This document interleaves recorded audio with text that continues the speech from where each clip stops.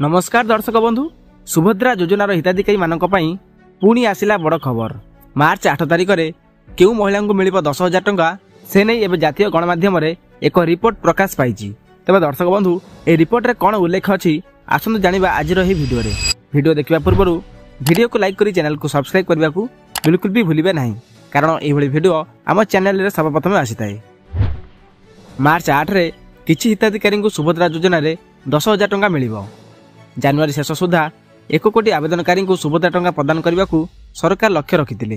केही जणे भी योग्य हिताधिकारी जेमिति वंचित न हुअंती ताहा उपर सरकार गुरुत्व देउथुवा प्रभाती स्पष्ट करि आसुचंदी। तेबे सबुठ बड़ कथा होउची किछि महिला को 10,000 टंका मिलिबो। सुभद्रा योजना रे अनेक महिला अप्लाई करथिले मध्य सेमानकु एजाबत टंका मिली नाही। तेबे जहाकु सूचना आसुची चतुर्थ पर्यायर ए टंका मिली पारे बोली सेमाने आशा रखिचंदी। जदि कोनोसी त्रुटि कारणर मध्य एही पर्यायर सेमानकु टंका न मिले तेबे द्वितीय किस्ती एकाथरे 10,000 टंका मिलिबो।